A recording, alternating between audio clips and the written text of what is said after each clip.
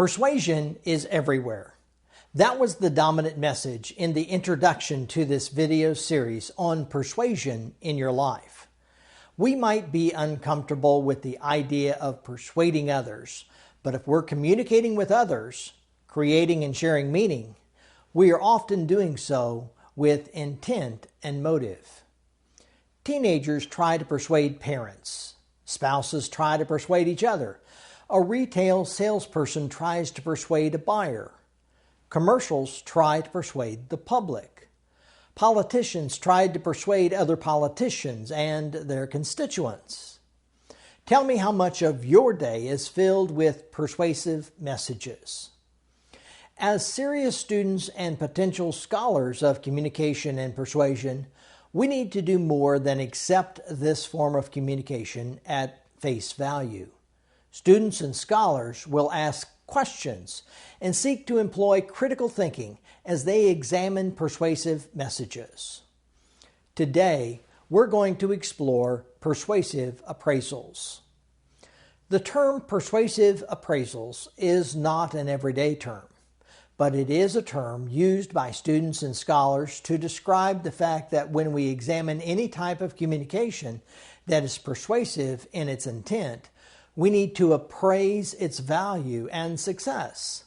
By appraising persuasive messages, we can suggest better ways to communicate persuasively in the future and understand persuasion in general.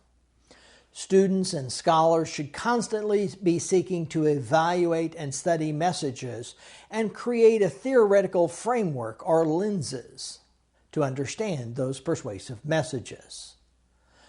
With that introduction to persuasive appraisals, let me present 4 questions you will need to ask and then answer in detail in a scholarly fashion.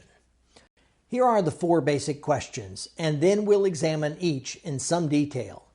The goal is to understand what a persuasive appeal looks like. The 4 questions are: Question 1, was the persuasive appeal effective? Question 2, what were the characteristics of the persuasive message? Question 3, how well did the persuasive message adapt to the situation? And question 4, how does persuasive theory and research help explain the effectiveness or ineffectiveness of the persuasive message?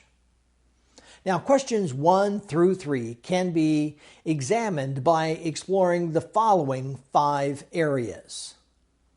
The first area is the message. How was the message conveyed? What was the argument made and what warrants or supporting information were supplied? Was the message ethical? The upcoming videos will explore much more about persuasive messages and how persuasive messages are conveyed. The second area is credibility. It's easy to think about how we personally think about the credibility or lack thereof when we attempt to appraise a message. It's more important to think about appraising the credibility in a greater sense or a more global sense. Does the person and the message have real credibility that can be perceived by any audience? Were they or the message more credible because of the chosen channel of communication? What is the initial credibility, and does the message mold the credibility of the persuasive appeal? The third area is purpose. In exploring this area, it's important to start with an open mind. Don't let your preconceived notion of the purpose cloud your study. Break this examination into, first, asking what the immediate purpose of the persuasive appeal was.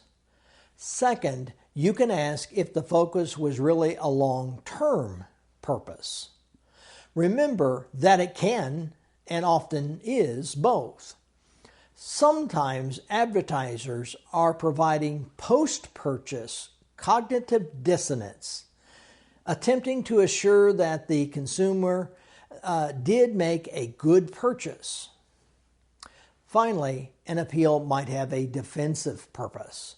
meaning this appeal is purposed to deal with a problem or a crisis. A good example is crisis communication. The fourth area is situation or constraints. A student or scholar must study the situation in which the persuasive appeal takes place to understand the appeal. What was the overwhelming expectations of the audience? Who were the audience, and were there multiple audiences involved? And what were the constraints that shaped the persuasive appeal in some way? The fifth area is outcomes.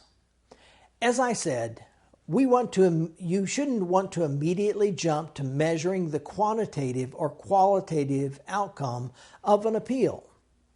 After you have explored all the previous four areas, now you should do the measuring. So, how do you measure? Are you measuring numerical reach of the message? Are you exploring the long-term impact of appeals on audiences? Or possibly are you measuring audience recall of the message? These are all important questions to ask. As I said, these 5 areas of exploration provide guidance to answer the first 3 questions of a persuasive appraisal. Now, let's examine question 4.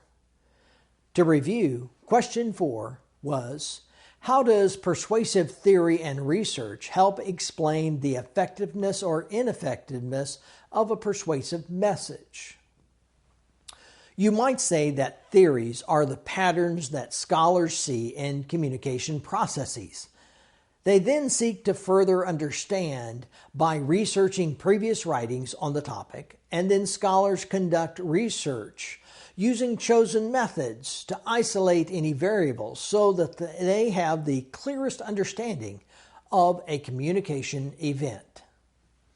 The value of this is that theories can predict future outcomes if certain communication steps are taken. The goal is to be effective in our communication, whether we're speaking of persuasive communication or conflict resolution. In this video series, we are going to study a variety of theories of how persuasive communication occurs.